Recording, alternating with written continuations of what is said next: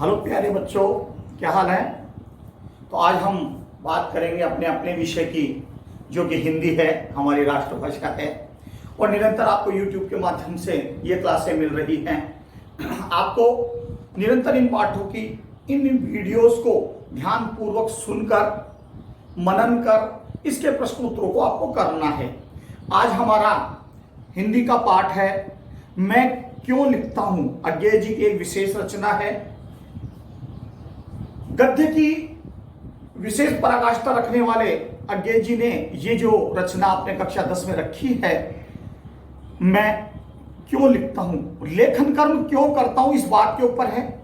मैं क्यों लिखता हूं, यह प्रश्न बड़ा सरल जान पड़ता है, पर बड़ा कठिन भी है, क्योंकि इसका सच्चा उत्तर लेखक के आंतरिक जीवन के स्तरों से संबंध रखता है।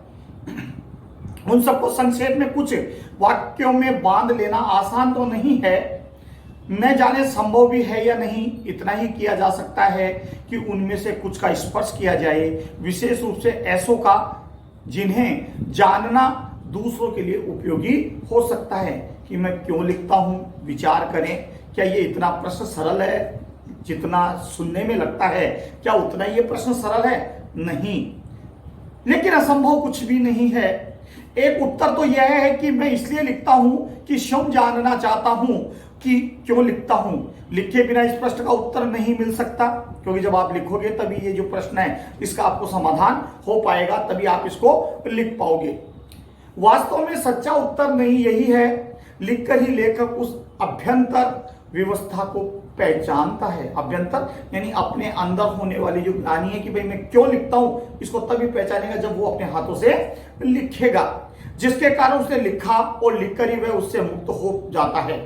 मैं भी उस आंतरिक व्यवस्था से मुक्ति पाने के लिए तटस्थ होकर उसे देखते और पहचान लेने के लिए लिखता ही हूं। मेरा विश्वास है कि सभी कृतिकार, क्योंकि सभी लेखक कृतिकार नहीं होते, न उनका सब लेखनी कृति होता है। सभी कृतिकार इसलिए लिखते हैं, वह ठीक है कि कुछ ख्याति मिल जाए, प्रसिद्धि मिल जाए, प्रसिद्धि के पाने के लिए ही वो लिखा करते हैं। मिल जाने के बाद कुछ बाहर की व्यवस्था भी लिखा जा सकता है, संपादकों के आग्रह से, प्रकाशक के तकाजे से और अधिक आवश्यकता से। पर एक तो कृतिकार हमेशा अपने सम्मुख ईमानदारी से यह भेद बनाए रखता है कि कौन सी कृति भीतरी प्रेरणा का फल है और कौन सा लेखन बाहरी दबाव का। आंतरिक आती हो तो प्रेरित होकर के आती है, जिसे प्रेरणा कहा जाता है, प्रेरणा होकर के। और एक बाहरी से जो लिखा जाता है उसको बाहरी दबाव, यानी इसने कहा, हमने ऐसा लिखा, वातावरण ऐसा हुआ इसलिए हमने उसको ऐसा लिखा, ये बाहरी दबाव कहलाता है। इस तरीके से दूसरे यह भी होता है कि बाहर का दबाव वास्तव में दबाव नहीं रहता, वह मनोभीतरी उन्मेष का निमित्त बन जाता है। इसका मतलब है कारण बन जाता है। यहां पर कृतिकार के स्वभाव और आत्म अनुशासन का महत्व बहुत होता है।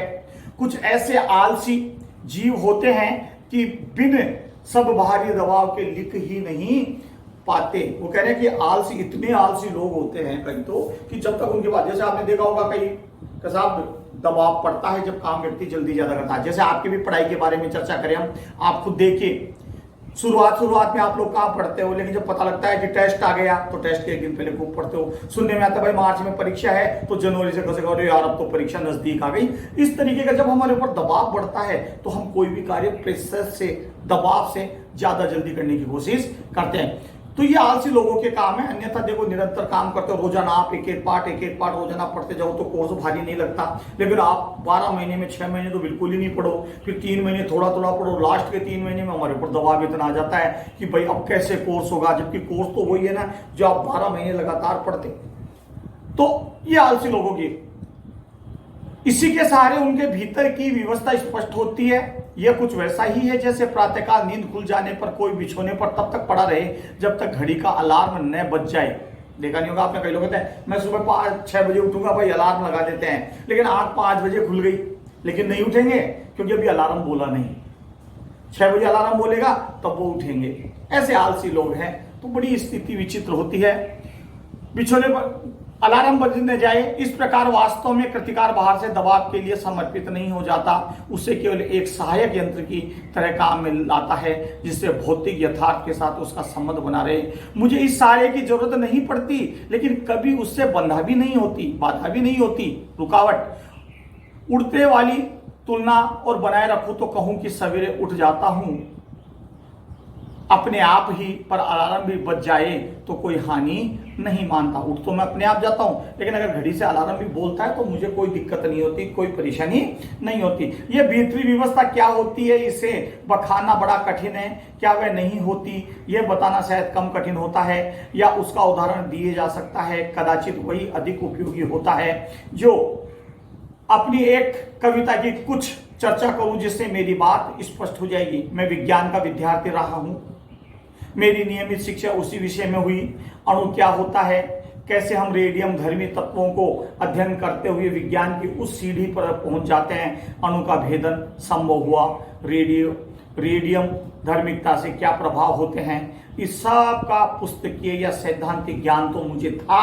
फिर जब यह हिरोशिमा में अणु बम गिरा, आपको पता है हिरोशिमा और नागासाकी में 2 बम गिरे, जिस वजह आज तक भी ये कहा जाता है कि वहां हरियाली नहीं होती, बड़ी ताकतवर ऊर्जा होती है। तो वहां परमाणु बम गिरा, तो तब उसके समाचार मैंने पढ़े और उसके परवर्ती प्रभावों का भी विवरण पढ़ता रहा। इस प्रकार उसके प्रभाव का ऐतिहासिक प्रभाव भी सामने आ गया। विज्ञान के इस दुरुपयोग के प्रति बुद्धि का विद्रोह स्वाभाविक था। मैंने लेख आदि में कुछ लिखा भी। इस अनुभूति के स्तर पर जो व्यवस्था होती है यह बौद्धिक पकड़ के आगे की बात है, और उसकी तर्क संगति भी अपनी अलग होती है। इसलिए कविता मैंने इस विषय पर नहीं लिखी। यूं युद्ध काल में भारत और पूर्वीय सीमा पर देखा था कि कैसे सैनिक ब्रह्मपुत्र में बम फेंककर हजारों मछलियां मार देते थे, जबकि उन्हें आवश्यकता थोड़ी ही होती थी। और जीव में इस अपव्यय में जो व्यथा और भीतरी उमड़ी थी, उससे एक सीमा तक अणुबम द्वारा व्यर्थ जीव नाश का अनुभव तो कर ही सकता था। आपने देखा होगा व्यवस्था यानी कोई चीज ऐसी होती है भाई मुझे अब ये करना है, वो मजबूरी हो जाती है। व्यवस्था है मेरी कि अब इस समय देखो आपकी एक इस कोरोना काल में, इस कोरोना कोविड-19 इस महामारी के कारण आज आपकी हमारी व्यवस्था है कि हम ऑनलाइन क्लास पढ़ रहे हैं। नहीं, बड़ी शान से क्लास में आते थे, बैठते थे, रोज नहा धो करके तैयार होकर के आते थे। आज मुझे पता है कि भाई सुबह देखते भाई ठीक है यार वीडियो देख लेंगे, पढ़ लेंगे। ये हमारी मजबूरी है, इस समय व्यवस्था है कि हम इसका उपयोग करके, बस यही मन की व्यथा है कि हम कह नहीं पाते।